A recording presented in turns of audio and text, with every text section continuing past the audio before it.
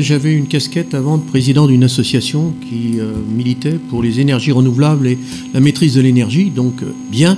Mais depuis longtemps, on le disait, il fallait éviter. Vous avez attendu que ça se réenchérisse pour pouvoir agir.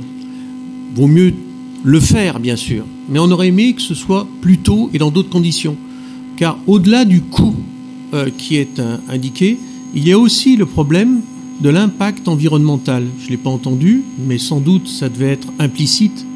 Il y a depuis 2021 quelque chose qui est en latence dans vos services. C'était l'idée de développer un budget entre guillemets vert, une autre façon de compter. Maintenant, la législation vient, je dirais, à l'appui de cette demande qui avait été faite, et vous aviez attendu, vous aviez eu un temps de réflexion important pour, en janvier 2022, me dire oui, c'est une bonne, enfin c'est pas une bonne idée, mais on peut peut-être le faire, et est-ce que vous voulez être associé à cette démarche? J'ai dit banco, et il y a eu 3 réunions jusqu'en octobre 2022, et nous sommes en 2023, et je suis convoqué, j'ai apprécié, vaut mieux tard que jamais encore, vous voyez, comme quoi on n'est pas des gens qui comment dire, on n'innove pas, mais on suit. Et le 5 décembre, oui, il y a une réunion qui est faite. J'ai demandé avant à Madame Bérouquèche et à Madame Michaud-Farigoul où on en était, puisqu'il y avait eu un grand vide. J'ai pas eu de réponse à mes questionnements. Donc je viendrai à la réunion le 5 décembre. J'aimerais avoir quelques éléments avant de m'y rendre pour savoir où on en est. Parce que c'est quand même un bel enjeu. Et cet enjeu, j'aimerais qu'on ne le rate pas.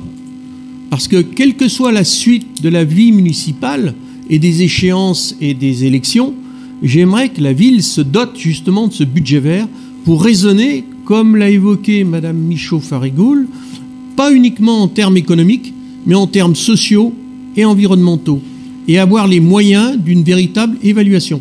J'aimerais que l'évaluation qui a disparu du profil des adjoints ou des conseillers municipaux délégués, je crois que c'était M. Jacques Guarinos qui était en charge de l'évaluation. J'aimerais savoir qui a repris cette charge de l'évaluation et où on en est. Parce que parler de politique, c'est bien, dire quand ça réussit, c'est bien, dire quand ça réussit pas aussi, ça peut être des correctifs pour aller dans le mieux. On n'est pas là en train de faire de la politique politicienne, on est en train de demander, non, on est en train de demander, si vous voulez, les éléments d'appréciation de ce que vous faites et comment vous le faites, et au mieux. Quand je reviens à la décision modificative numéro 2, parce qu'on n'en a pas parlé du coup, cette décision modificative numéro 2, elle modifie peu de choses. Un peu plus de 684 000 euros. Sur les 300 millions d'un budget, c'est peanuts. 2 remarques toutefois. Dans la section d'investissement, on entérine un report à 2024 d'un projet financé en partie sur le plan de relance de SEM. Nous aimerions savoir de quel projet il s'agit.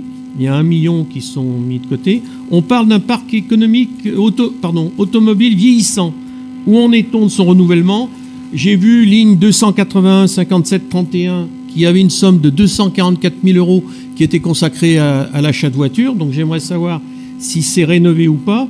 Et puis enfin, ce que j'aimerais beaucoup connaître, c'est comment se satisfaire d'une baisse d'emprunt de 1,8 million quand ces emprunts peuvent servir justement à économiser soit de l'énergie, soit isoler, etc.